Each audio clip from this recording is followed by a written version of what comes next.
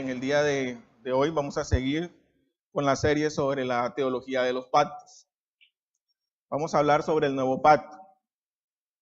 Me gustaría mucho que las preguntas pues las pudiéramos realizar al final para si en algún momento del transcurso de la enseñanza puede resolverse su inquietud, no hay ningún problema. Si usted tiene la inquietud al final de la enseñanza, pues con mucho gusto se la resolvemos. Listo. Bueno, como les decía, seguimos con la serie de teología de los pactos y vamos a hablar sobre el nuevo pacto y la superioridad de ese nuevo pacto en nuestras vidas y de lo que nos habla la palabra del Señor, cuyo centro es Jesucristo. Las Escrituras nos dicen en 2 de Corintios, en el primer capítulo, versículo 20, que todas las promesas de Dios son en Él. Sí, en Él. Amén. Es importante resaltar que el plan de Dios en la historia es construir y edificar su reino final, en donde Cristo reina sobre todas las cosas. Su plan es llevar a un punto final, a una consumación, todas las cosas en Cristo. Por lo tanto, en el nuevo pacto vamos a ver el cumplimiento y la consumación de todos los planes de Dios en Cristo Jesús. Podemos decir que la consumación de las promesas de Dios tienen cumplimiento en Cristo, el mediador de un mejor pacto. Esta enseñanza en el día de hoy me gustaría que la viéramos a través de 3 puntos. El primer punto nos va a hablar sobre el nuevo pacto y la debilidad de los pactos anteriores. El segundo será el nuevo pacto y su superioridad. Y el tercer punto será el nuevo pacto, sus miembros y sacramentos. Entremos entonces a ese primer punto del nuevo pacto y la debilidad de los pactos anteriores. Nosotros vemos que en la historia del Antiguo Testamento es una historia del pueblo de Dios esperando la redención de Dios. Ellos no sabían exactamente cómo Dios los salvaría, pero estaban esperando la obra salvadora de Dios. Entonces los pactos del Antiguo Testamento tenían alguna debilidad. No eran malos, sino tenían alguna debilidad. Vamos a hablar de eso, de cada uno de esos pactos brevemente antes de entrar a la superioridad del nuevo pacto.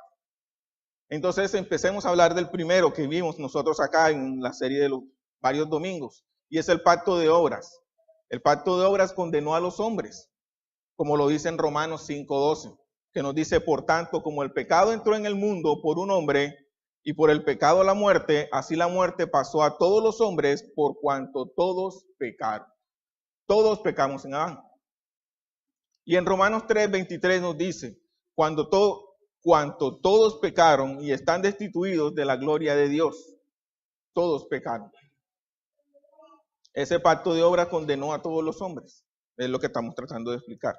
Y Romanos 3:19-20 nos dice, pero sabemos que todo lo que la ley dice, lo dice a los que están bajo la ley, para que toda boca se cierre y todo el mundo quede bajo el juicio de Dios, ya que por las obras de la ley ningún ser humano será justificado delante de él, porque por medio de la ley es el conocimiento del pecado. De manera que es imposible que intentes ganar tu salvación. Ya eres condenado en Adán y en el pacto de obras. Y cuanto más intentas guardar la ley para justificarte, pues más te puedes condenar. Porque por medio de este pacto todo el mundo queda bajo el juicio justo de Dios. Eso debe quedarnos muy claro. Bajo ese pacto quedamos bajo el juicio justo de Dios. Bueno, ¿y qué aconteció con el pacto de Noé? Noético. El pacto noético no ofreció salvación. Y aunque este pacto contribuyó a la historia de la salvación por medio de la preservación del mundo, al proveer un tipo de nuestra salvación, no ofrece salvación. Si confiáramos en Noé, nos decepcionaríamos. ¿Por qué? Porque no era un salvador, ni su pacto era salvador. ¿Y qué decir del pacto abrámico? El pacto abrámico lo que nos promete es una herencia terrenal, más no celestial. El pacto abrámico, sin duda, prometió y garantizó el nacimiento de Jesús, el nacimiento de Abraham. Las naciones de la tierra serían benditas. pero el pacto abrámico en sí prometió una herencia terrenal, la tierra de Canaán, de la que todos ya hemos hablado mucho acá. La tierra de Canaán. Además, si no se circuncidaban, serían cortados del pacto. ¿Y qué podemos decir del pacto mosaico? El pacto mosaico no perdona los pecados.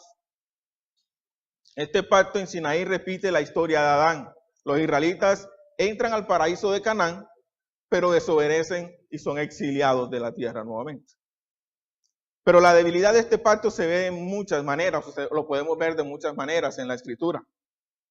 En Hebreos capítulo 7, versículo 11, el autor nos dice que la perfección no fue posible por el sacramento levítico. Y nos dice en el versículo 23 que fue imposible porque había muchos sacerdotes por causa de la mortalidad, porque eran seres humanos, eran mortales. Y en el capítulo 9, versículos del 9 al 10, nos dice que los sacrificios de animales purificaron a la carne, pero no purificaron la conciencia de las personas. Y finalmente me gustaría que me acompañaran, ahí mismo en Hebreos, por favor todos buscamos el capítulo 10, del versículo 1 al versículo 4. Hebreos, capítulo 10, versículos del 1 al 4.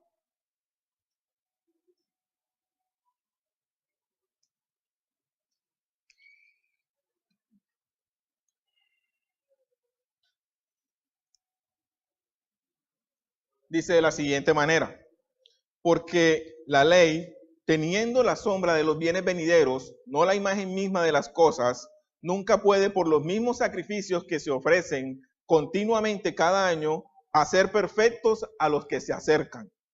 De otra manera cesarían de ofrecerse, pues los que tributan este culto, limpios una vez, no tendrían ya más conciencia de pecado. Pero en estos sacrificios cada año se hace memoria de los pecados, porque la sangre de los toros y de los machos cabríos no puede quitar los pecados. Esa última parte es muy importante, porque la sangre de los toros y de los machos cabríos no puede quitar los pecados. En este pacto no estábamos hablando de quitar o de limpiar nuestros pecados. Fue Dios quien proveyó para los israelitas una manera de permanecer en Canaán, por medio de los sacrificios que perdonaban los pecados. Pero tenemos que entender ese perdón dentro del contexto del reino de Israel en ese momento. Dios les dijo a los israelitas que su reino sería Canaán y vivirían conforme a la ley. Si desobedecen, pueden hacer sacrificios para permanecer en Canaán, pero Canaán, la tierra como tal, no es vida eterna. Entonces, ahí también tenemos otra debilidad de este pacto.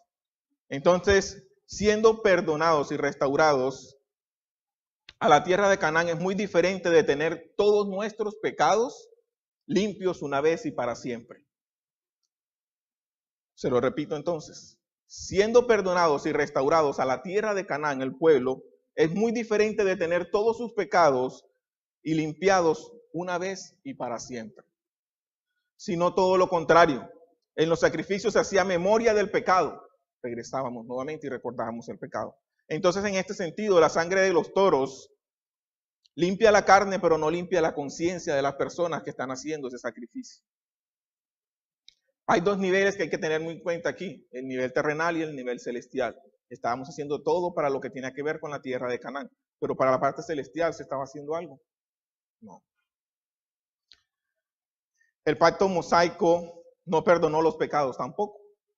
Entonces, sigamos y el último pacto, que fue el pacto davídico, que fue el que vimos el domingo pasado. El pacto davídico no proveyó un rey obediente, que era lo que se pedía. El pacto davídico puso toda su esperanza y toda la esperanza del pueblo en un rey. Pero la historia de Israel es una historia de muchos reyes que fueron desobedientes. Y pocos fueron los obedientes. Y aunque tuvimos reyes o tuvieron reyes obedientes como David, como Salomón o como Josías, eran imperfectos también. Josías hizo todo lo posible para restaurar el reino de Judá, pero Dios exilió a su pueblo después de la muerte de Josías. Se pueden acordar de eso.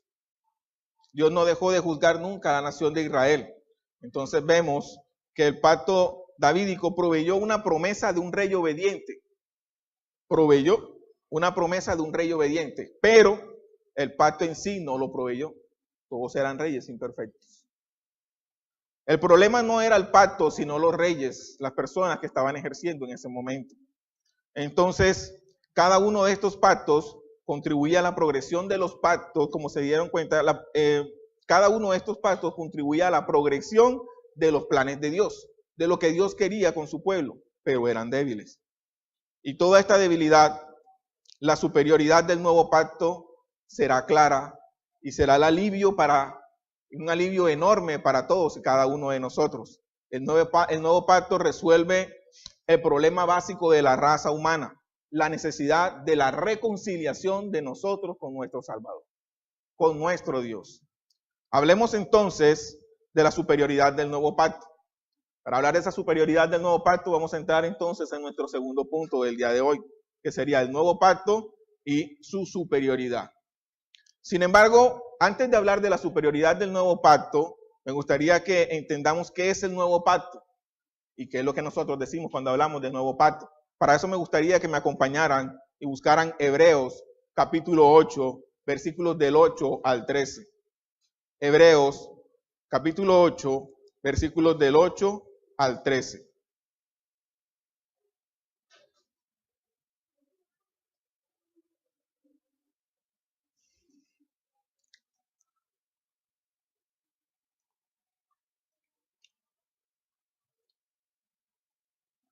Dice así de la siguiente manera. Porque reprendiéndolos, dice, he aquí vienen días, dice el Señor, en que estableceré con la casa de Israel y la casa de Judá un nuevo pacto, no como el pacto que hice con sus padres el día que los tomé de la mano para sacarlos de la tierra de Egipto, porque ellos no permanecieron en mi pacto y yo me desentendí de ellos, dice el Señor. Por lo cual, este es el pacto que haré con la casa de Israel después de aquellos días, dice el Señor. Pondré mis leyes en la mente de ellos y sobre su corazón las escribiré. Y seré a ellos por Dios y ellos me serán a mí por pueblo. Y ninguno enseñará a su prójimo ni ninguno a su hermano diciendo, conoce al Señor, porque todos me conocerán, desde el menor hasta el mayor de ellos, porque seré propicio a sus injusticias y nunca más me acordaré de sus pecados y de sus iniquidades. Al decir nuevo pacto, ha dado por viejo al primero, y lo que se da por viejo y se envejece está próximo a desaparecer. Entonces, el nuevo pacto es el pacto en que Dios perdona para siempre a los pecados de los que creen en Jesucristo. La promesa del pacto es que todos los pecados del hombre serán perdonados y olvidados para siempre. La única cosa que los hombres necesitan y la misma cosa que los otros pactos no proveían se encuentra por fin en este pacto y ese perdón de pecados. El nuevo pacto es superior en eso y su superioridad empieza sobre todo con la relación con el pacto de redención. ¿Pero por qué pacto de redención? Porque el pacto de redención pertenece al cumplimiento de nuestra salvación. Y el nuevo pacto pertenece a la aplicación de nuestra salvación. El pacto de redención es un pacto de obras para Cristo. Cristo tuvo que guardar todos los mandamientos del pacto para recibir un premio. Resurrección para sí y perdón de pecados y vida eterna para todos nosotros. Ya nosotros hemos visto cómo Cristo cumplió el pacto de redención de una manera completa y perfecta. Entonces el nuevo pacto es el pacto por el cual nosotros entramos en las bendiciones y los premios del pacto de redención, ya cumplido y guardado por Cristo. Es decir, que el nuevo pacto es un pacto de obras ya guardado. Por eso muchos teólogos lo llaman el pacto de gracia. Este pacto no pide que merezcas o ganes un premio, sino que te lo ofrece libremente. Libremente. Pero el nuevo pacto también es superior porque es garantizado por la Trinidad. ¿En qué sentido? El Padre envió al Hijo. El Espíritu sostuvo al Hijo y el Hijo cumplió el pacto como tal. En Isaías 42 y 49 vemos que Jehová dijo que pondría al siervo por pacto al pueblo. Entonces vemos las obras de la Trinidad ejecutándose a favor del nuevo pacto, porque el nuevo pacto es el pacto de redención guardado y entregado a nosotros por medio de Cristo, que es la cabeza federal del nuevo pacto, la cabeza federal del nuevo pacto. Porque la superioridad del nuevo pacto proviene de Él, de nuestro Rey, de nuestro sumo sacerdote y profeta, de nuestro Señor y Salvador Jesucristo. Cristo es infinitamente superior a todas las cabezas federales de los pactos anteriores. Pero vamos a ver 3 ejemplos, 3 formas de por qué es superior.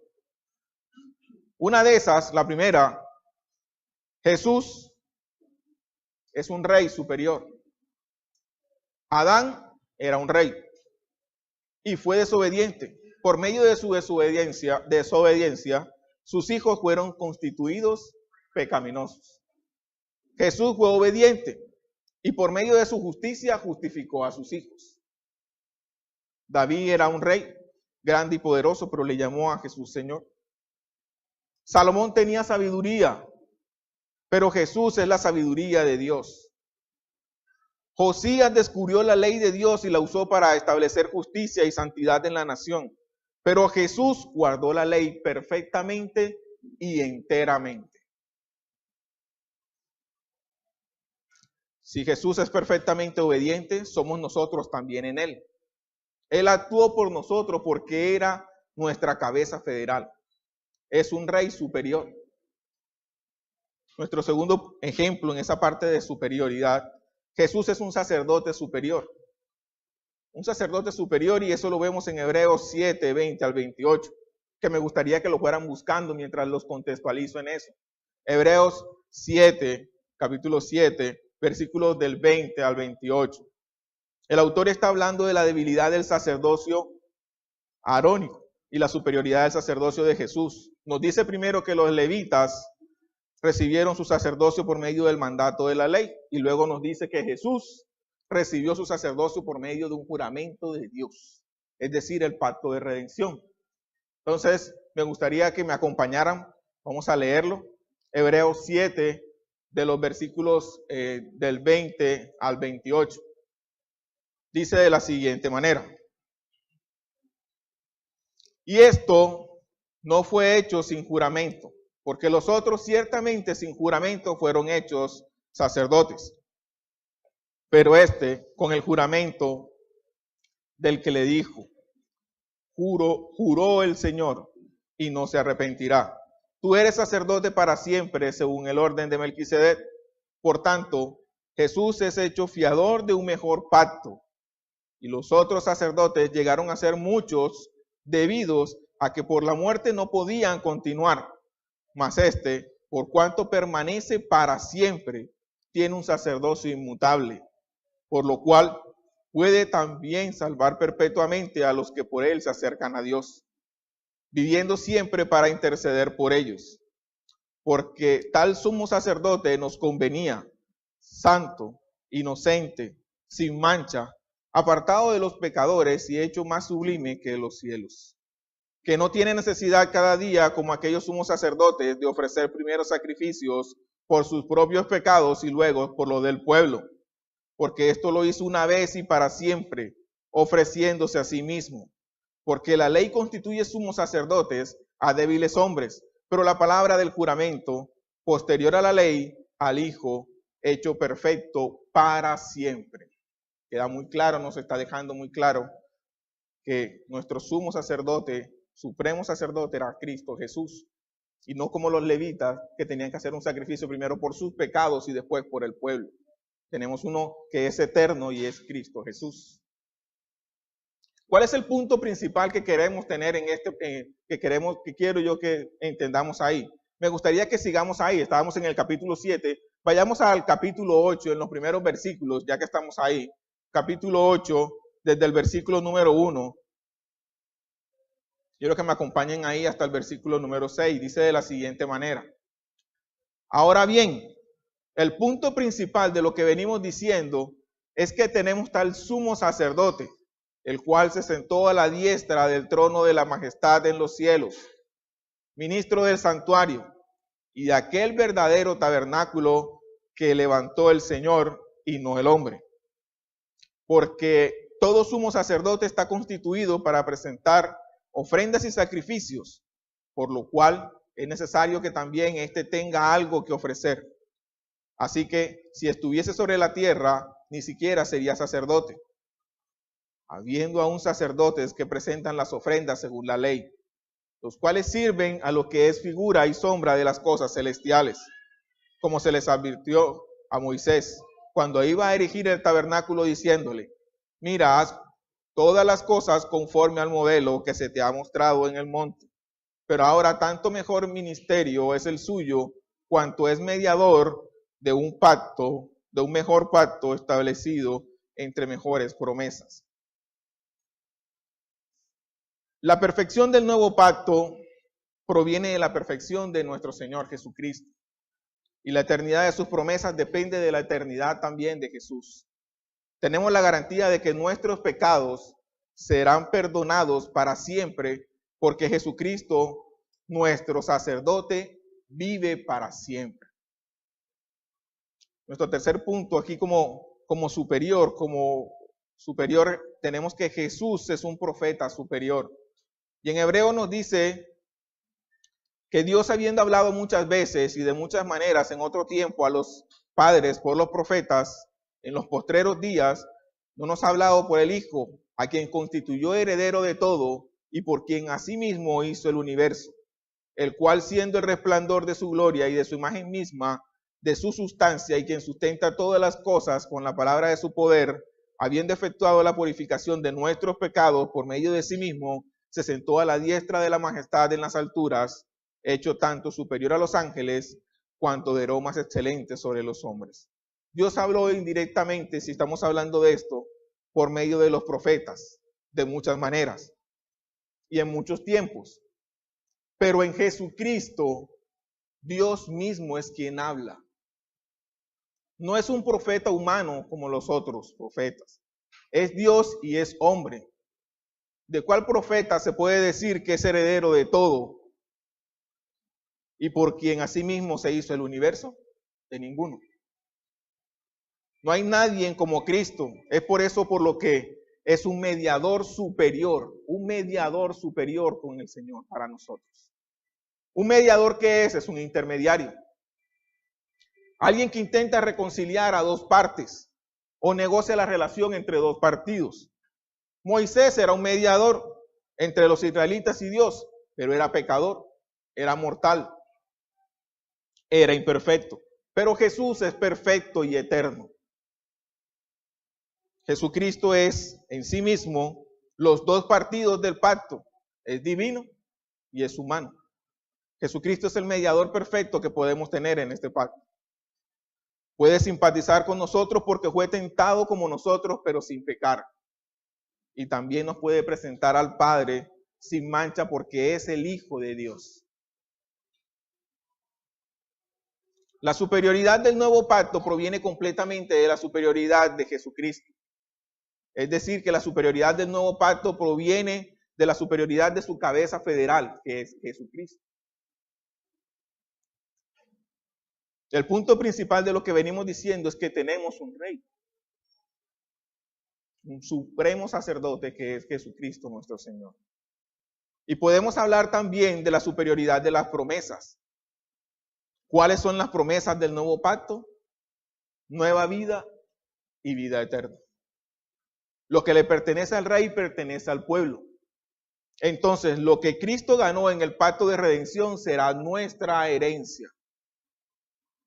Piensen en la majestad de Cristo y piensen en las riquezas ganadas por Cristo. Y luego piensen en lo que nos dicen las Escrituras, que somos coherederos con Él. Si le pertenecen a Él, nos pertenecen a nosotros. Dice en 1 de Juan 5, del 11 al 12, y este es el testimonio, que Dios nos ha dado vida eterna, y esta vida está en su Hijo. el que tiene al Hijo tiene la vida. El que no tiene al Hijo de Dios no tiene la vida. Si Cristo Jesús es la cabeza federal del nuevo pacto, y si la vida eterna está en Él, todos los que tienen al Hijo tienen a la vida eterna. Entonces las promesas del nuevo pacto se resumen en una nueva vida y en vida eterna. Y esto tiene sentido porque Adán tenía la promesa de vida eterna en el pacto de obras, pero falló. Cristo obedeció y ganó vida eterna para nosotros. En Apocalipsis 22:14 nos dice, bienaventurados los que lavan sus ropas para tener derecho al árbol de la vida y para entrar por las puertas de la ciudad. El único pacto que prometía vida eterna, aparte del nuevo pacto, fue el pacto de obras. Y Adán hizo que el pacto no siguiera. Y aquel pacto nos condena, nos prohíbe la vida eterna, pero no por medio de Cristo. Teniendo al Hijo, en quien está la vida, tenemos nueva vida y la vida eterna. De manera que la superioridad del nuevo pacto proviene de Cristo y de las promesas que Cristo nos hace a nosotros. No hay otro pacto como este pacto. Por medio de Cristo somos bendecidos con toda bendición espiritual en lugares celestiales. Pero la pregunta es, ¿cómo tenemos participación de estas promesas? Por medio de la regeneración del Espíritu Santo en nuestras vidas. ¿Y qué nos da el Espíritu cuando nos regenera? Nos da la fe salvadora. Y por la fe en Cristo, unidos con Él, somos los recipientes del perdón de pecados, justificación, santificación, preservación y la promesa de resurrección. Todo eso en Cristo Jesús. Si ven, hermanos, cómo este pacto provee lo que se requiere y por qué tendríamos que hablar y por qué hablamos en el primer punto sobre los demás pactos, para que entendiéramos entonces por qué hablamos de que este pacto sí ofrece lo que se necesita o lo que se requiere. Los hombres por naturaleza no tienen fe, ni tienen el poder de creer. Están muertos en pecado, pero la proclamación del pacto, la proclamación del evangelio, acompañado del Espíritu, regenera a los elegidos y les da fe. La fe es por el oír y el oír por la palabra de Dios. El viejo pacto mandó, pero no proveyó ayuda no proveyó ayuda o poder para obedecer. El nuevo pacto manda que todos crean y promete dar el poder y la fe a todos los elegidos. Es por esto que podemos proclamar al mundo lo que la Escritura dice. ¿Qué nos dice? Todo aquel que en él creyere no será avergonzado, porque no hay diferencia entre judío y griego, pues el mismo que es el Señor de todos es rico para con todos los que le invocan, porque todo aquel que invocar el nombre del Señor será salvo. Pero ¿quiénes son aquellos que le invocarán? ¿O quiénes son los miembros del nuevo pacto? Eso nos llevaría a nuestro tercer punto del día de hoy, que es el nuevo pacto, sus miembros y sus sacramentos.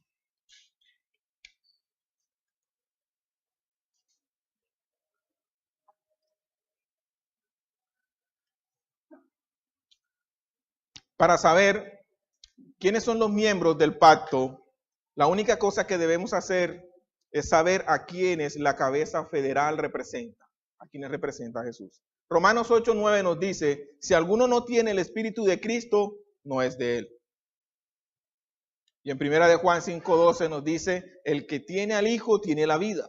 El que no tiene al Hijo de Dios, no tiene la vida. Entonces los miembros del nuevo pacto son los que el Padre le dio al Hijo, los elegidos, los que son regenerados por el Espíritu y vivirán para siempre con Cristo. ¿Y cómo sabemos quiénes son los elegidos o quiénes son los regenerados? Bueno, el pueblo de Cristo confía en Cristo. Entonces, si uno cree en Cristo,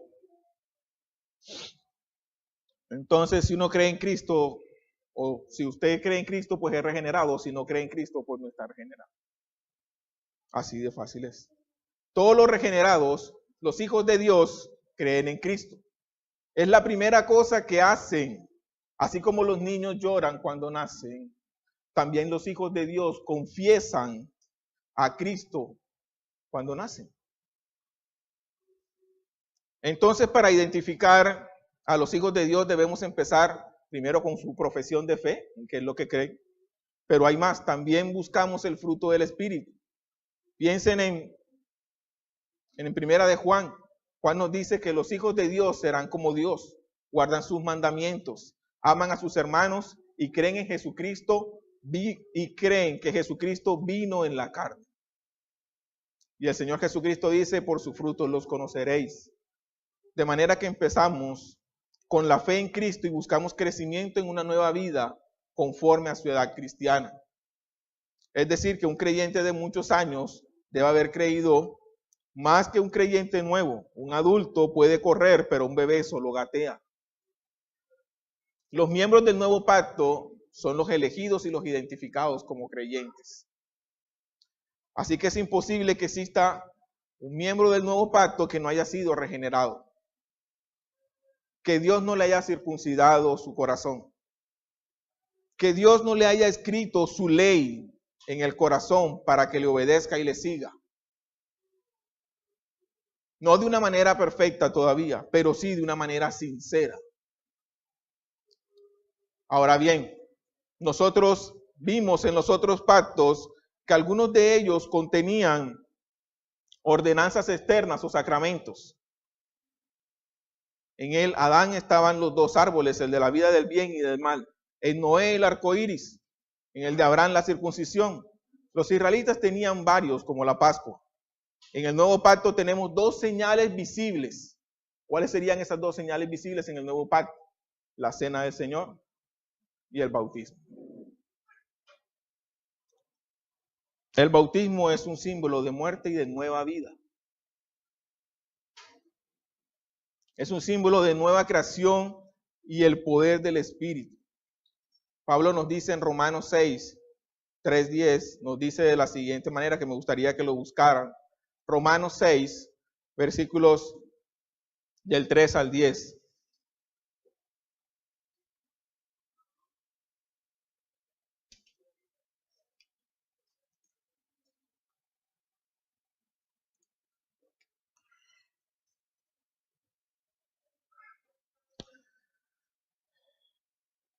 Dice de la siguiente manera: ¿O no sabéis que todos los que hemos sido bautizados en Cristo Jesús hemos sido bautizados en su muerte?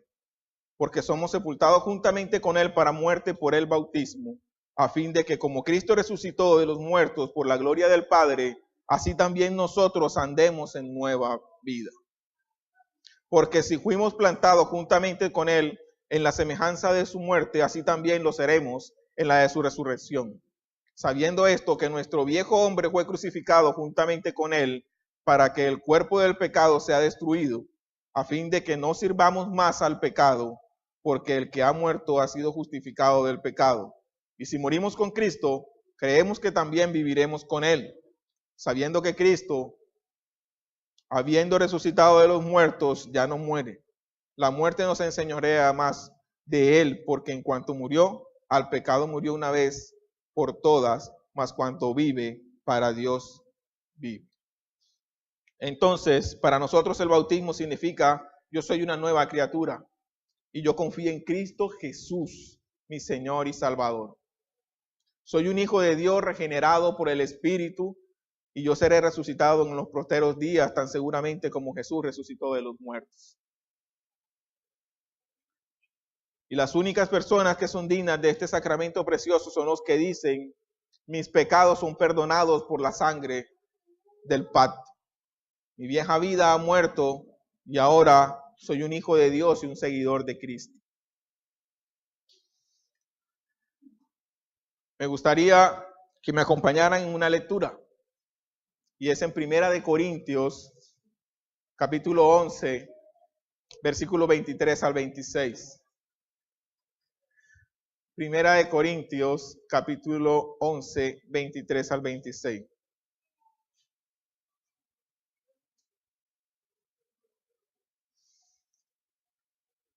Ya para ir cerrando.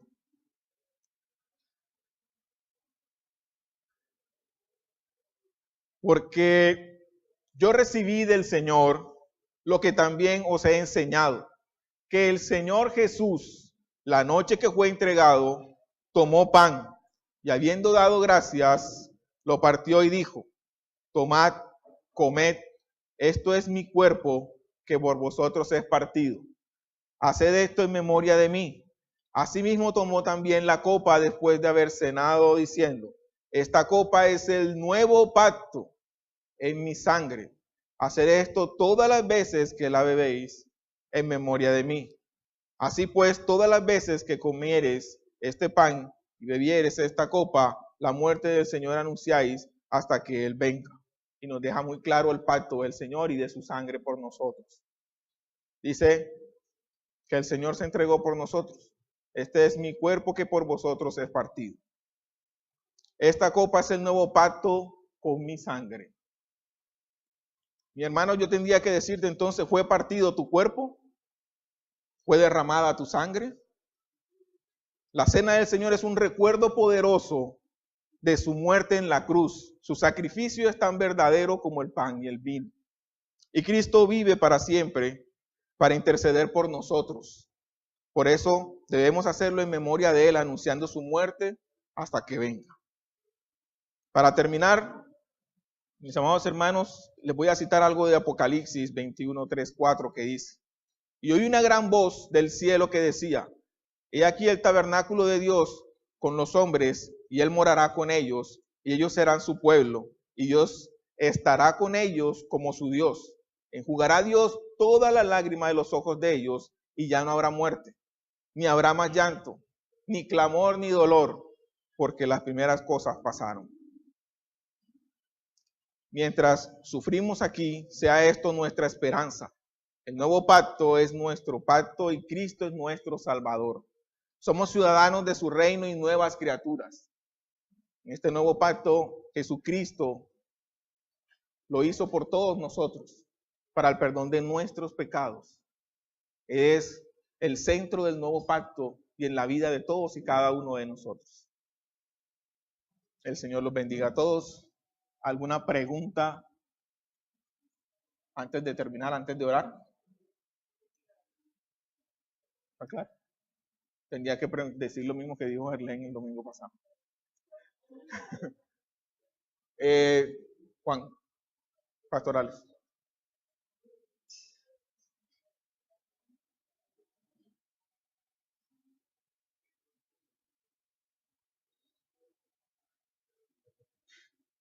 Muchas gracias. Sonido. Sonido. Sonido.